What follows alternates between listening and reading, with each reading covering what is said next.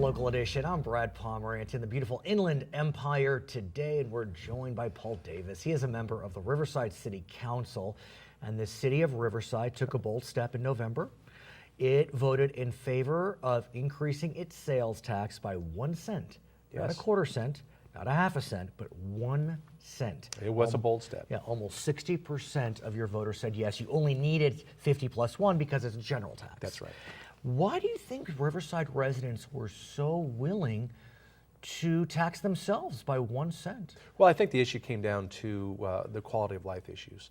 With the takeaways and the unfunded mandates from the state that have been pressed against us, certainly with Prop 57 and 47, 80, those 109, are criminal matters. the criminal matters, Criminal justice. And so we have seen a double-digit spike in our crimes. But and still, that is a big piece. This is not San Francisco. Well, I get that. I mean, yeah. But meaning in terms of voting patterns. Right. You know, people in more liberal areas, progressive areas seem to be more willing to do this. This is Riverside, which, you know, it's a purple area. So, and in my district, it's very conservative. In my district, and how did your district vote on Z? Overwhelmingly. I mean, and that says a lot. But it was, as I had mentioned in various other meetings before, a very strong signal and mandate through my community meetings and having knowledge. Their expectation is public safety. But let me ask you about why even a conservative district votes yes. The reality is, and I don't mean to be a sycophant, but Riverside has done pretty well over the last 10 years. While San Bernardino was declaring bankruptcy, Riverside City was in the middle of its renaissance and redeveloping downtown and the convention center and all this.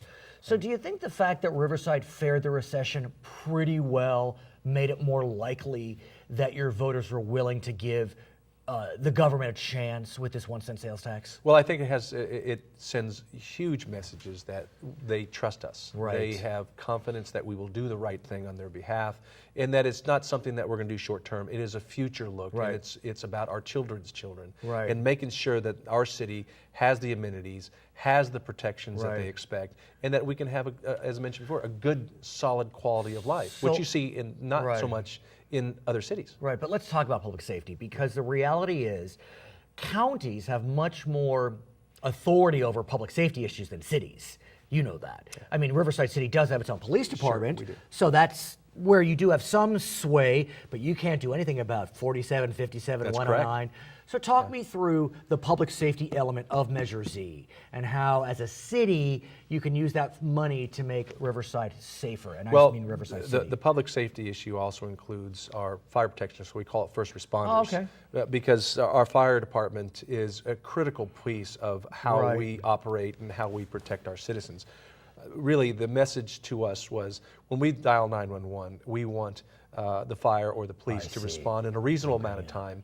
When we walk out our door, we want the acknowledgement and the personal feeling. It's a psychological issue that I feel safe. And I understand. the message was we don't feel safe right now because of what has been going on, certainly in my district and throughout our city. Which is what? It's a spike in property crimes, for example, that we've seen. You know, burglaries, robberies, theft of cars, theft of properties, window smashes, and those type of things. Quite significant increases, and we recognize that, and we've made adjustments, not only within our personnel deployment, but also adding new beat zones and beat integrity zones in the police department. The fire department, their apparatuses are aged, and frankly, it's kind of embarrassing when we have rigs that are older than some of our fire departments. Come on, it's nostalgic. What do you say? Some of them are older than our firemen. That's not good. So we and it is recognize Riverside, that. which is dry, and That's so correct. we need to have effective fire protection and the training. So, but as we are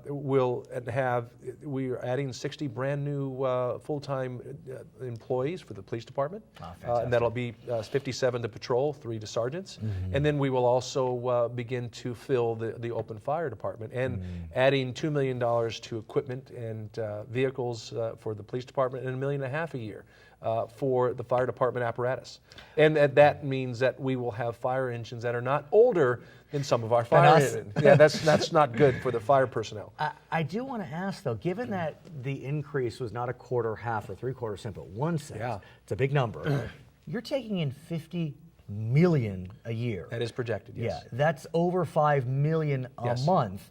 on an overall budget that's how much a year normally? We have about $1 billion budget. So this is like a 5% bump. I mean, Yes, you, it you is. got some wiggle room here. Well, there is not as much as you think. I understand. We have to be very conservative. We Right. have to be very pressed in what we're going to do, and we had a very specific 2-year, 5-year, and 10-year plan. For example, we have a 10-year plan to retire our pension bonds, which was passed by my colleagues for 14, 15 years ago, which we pay interest only on. And that's a problem. And let's remember our friends in San Bernardino. Right. That's part of the reason they went bankrupt So was pension obligations. It is our intention as this council is to retire those pension bonds within the next 10 years, and that's part of the Measure Z.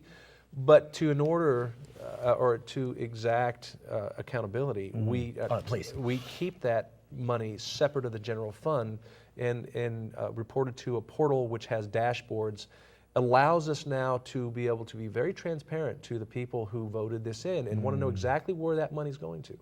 And so as we continue down that path, we also have an 18-member budget engagement commission. Right. That is critical because they're made of 9 business and 9 resident. And so they are a big part of this because that is what the citizens demand is accountability. So how much are you spending right. and where are you spending it? So we know that the residents are saying spend it on public safety broadly, Absolutely. fire, Yes. police. We know that retirement's an issue, pensions. Yes. What else are they saying? Well, to you? infrastructure on streets and roads. So we're Okay. doubling that budget for infrastructure repair from $2 million annual to $4 million annual.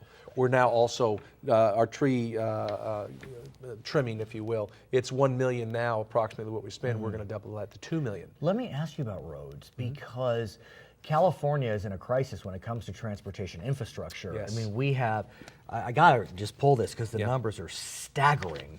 I mean, we have $59 billion in need for state roads and $78 billion in local roads, local being Riverside City. Right. And so, you know, the Democrats now have a 2/3 majority in the legislature. They're looking to pass a plan for infrastructure spending. They've had difficulty in the past.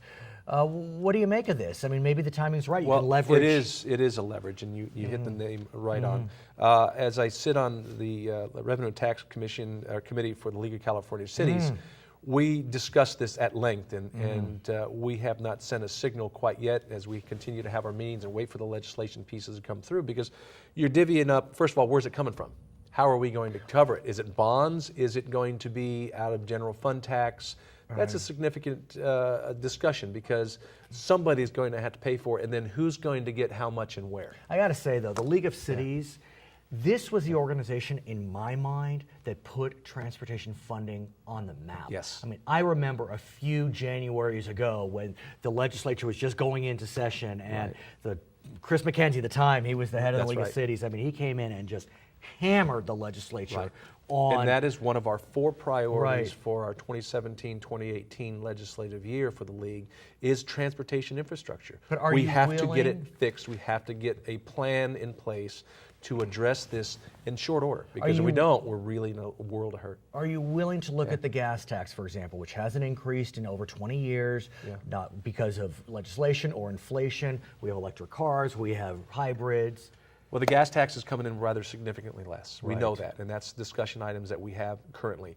Is that being reviewed? I believe so, and we discussed it at the league? We have, and so, but it is incumbent upon the legislators from the state to look at it in a fair and balanced way. Right.